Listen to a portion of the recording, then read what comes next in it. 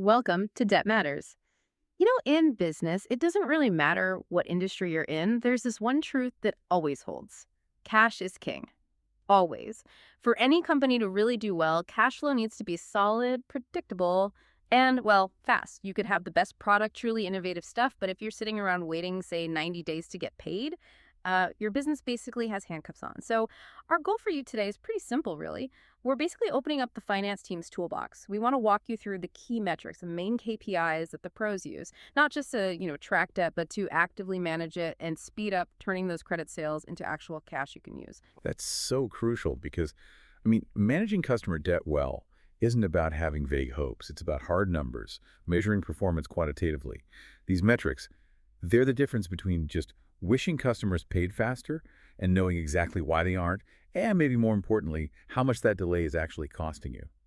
We've kind of boiled it down to 5 core indicators. Think of them like a complete diagnostic kit for your collections. We'll look at speed metrics, success measures, and even ratios that break down the cost of getting paid. Tools for being proactive, really, moving from just reacting to having a strategy. Okay, let's unpack this then, starting with maybe the most common measure of speed, days sales outstanding, or DSO. Everyone seems to quote this one right, and for good reason, I suppose. So DSO it's basically the average number of days it takes your company to get paid after you make a sale. Simple as that. If your payment terms are, say, net 30, but your DSO is creeping up to 55 days, well, you've probably got an issue. It's the clearest sign of how quickly your sales are turning back into working capital. Yeah, and the calculation itself is pretty straightforward. You just take your total accounts receivable balance, divide that by your total credit sales for whatever period you're looking at, and then multiply that by the number of days in that same period. And this obsession with getting a low DSO, it's totally understandable.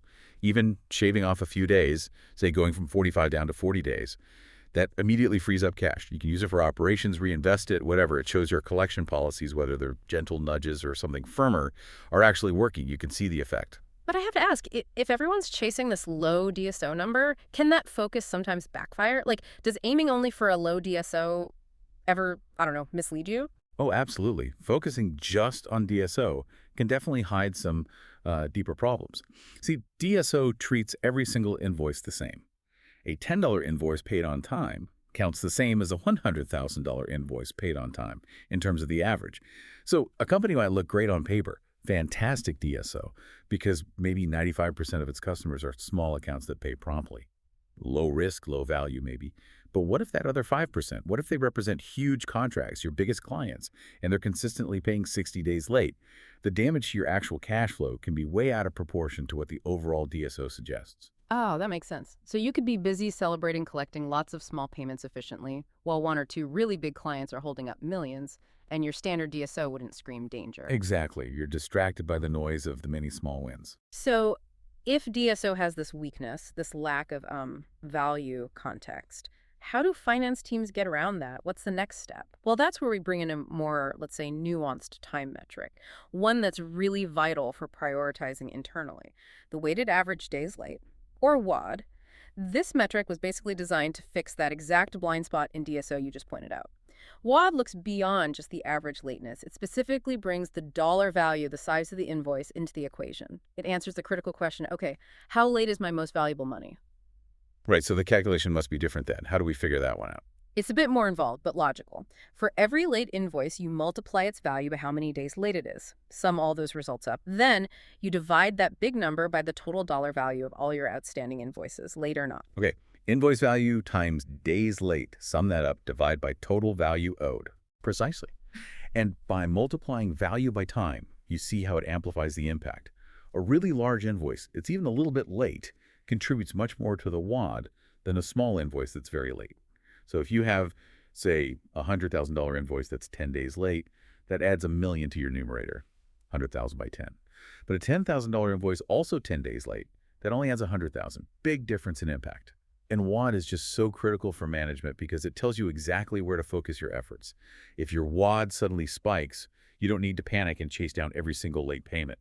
You probably just need to target the 1 or 2 high-value accounts responsible for most of that financial drag. So it helps you allocate resources smarter. Focus on the biggest bottlenecks.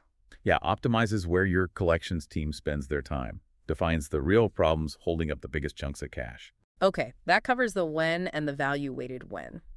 Let's shift gears a bit. Let's talk about how successful we actually are at getting the cash in the door at all. This feels like it leads to the collection effectiveness total, or CET. CET. It sounds like the ultimate report card, right? Yeah. It tells you, for a specific period, what percentage of all the money that could have been collected actually was collected. That's a perfect way to put it. It's the operational scorecard for the collections team. And the formula really shows its scope. So the top part, the numerator, is simple, just your total collections during the period. Easy enough. But the bottom part, the denominator, that's the key. It's your starting accounts receivable balance plus any new credit sales you made during that period. So the denominator is everything that was theoretically available for collection. Exactly, everything you could have collected. Then you multiply by 100, get your percentage. If you want just one number that reflects how effective your entire collections process is, CET is probably it. And yeah, naturally, companies are aiming for something close to 100%. But hang on, aiming for 100%, doesn't that sound a bit unrealistic? Maybe even counterproductive sometimes. I mean, what if your sales team is doing a great job expanding into new markets, maybe slightly higher risk ones, or signing big long-term deals? Doesn't that almost guarantee you won't hit 100% unless you spend a fortune on collections? That's a really sharp point, and it highlights how these metrics don't exist in a vacuum. They interact. You're absolutely right. Chasing perfection, 100% CET, could mean you're being too cautious, maybe missing growth opportunities. A slightly lower CET, maybe 95% instead of 98%, isn't automatically a failure if that missing 3% is the, let's call it, cost of growth. The price you pay for landing those high potential clients or breaking into tougher markets that will pay off later. So the metric forces a strategic conversation. What level of collection effectiveness are we comfortable with given our sales strategy and risk appetite? Okay, that makes sense. It's about balance, not just the raw number. And that balance idea leads perfectly into the flip side of collection success, which is, unfortunately, the losses. Sometimes you just can't collect a debt, which brings us to the bad debt ratio. Right. The bad debt ratio. This measures the slice of your total credit sales that you ultimately have to give up on, the stuff you write off as uncollectible. It's the clearest measure of leakage in your system and maybe uncontrolled risk. Calculating it is straightforward again. You take the total amount of bad debt you wrote off in the period, divide that by your total credit sales for the same period, and times 100 for the percentage.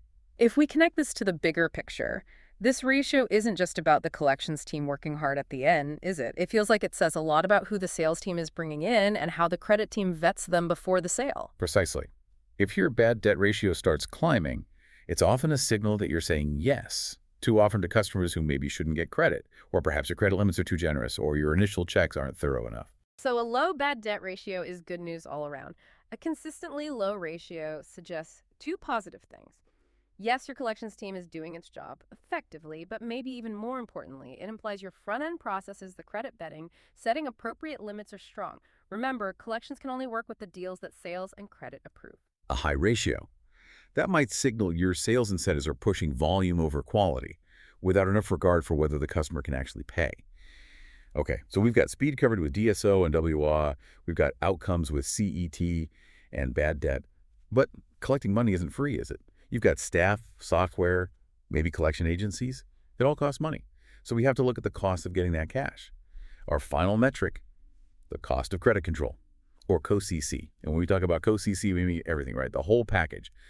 Salaries for the collections folks, the software licenses for tracking and invoicing, legal fees if it gets to that, commissions paid to outside agencies. Yes, capturing all those costs is step one, but just knowing the total dollar amount you spent, well, that doesn't tell you much on its own. Is spending $50,000 on collections good or bad? You don't know yet. What really matters is the efficiency of that spending. You have to weigh the cost against what it actually achieved, against the results. So how do you measure that efficiency? The best way, the most telling way, is usually as a ratio.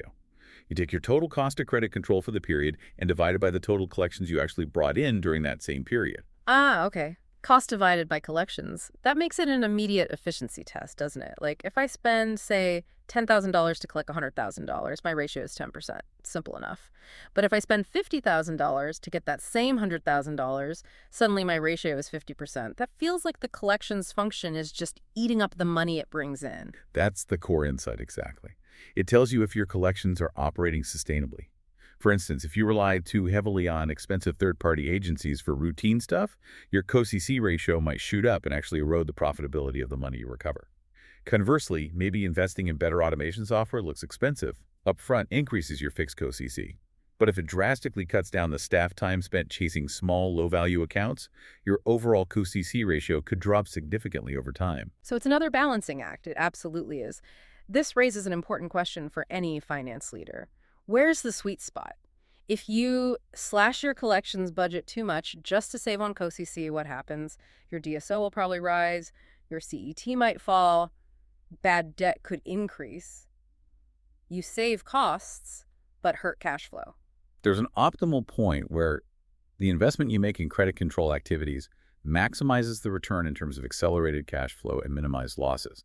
Sure. Finding that balance, that's really the art and science of leading a credit control function. So what does this all mean? Wrapping this up for you, the listener, as you think about your own company's financial picture. We've given you 5 key metrics here. Day sales outstanding, DSO, the value-focused weighted average days late, WADA, the overall collection effectiveness total CET, the risk gauge in the bad debt ratio, and that crucial efficiency measure, the cost of credit control ratio. These 5, especially when you look at them together, give you a really sophisticated numbers-based language, a way to analyze how well your company manages the money it's owed, and where you can make real operational improvements. And understanding not just what they are, but how they push and pull against each other. How lowering your cost might raise your DSO, for example. That lets you move beyond just, reacting when payments are slow. It helps turn that raw data into actual forward-looking planning. Maybe here's a final thought for you to consider. Imagine your company consistently sees a high WAD. That metric is screaming that your biggest, most valuable invoices are always the ones paid late. It's a pattern. Now, knowing that, how might that insight strategically shift where you put your resources next quarter? Do you double down on aggressive collection tactics for those big accounts? Or could that money be better spent elsewhere? Maybe investing in dedicated client relationship managers or special payment incentive programs aimed specifically at those few high-value clients. Try to reduce that WAD through collaboration, not just confrontation.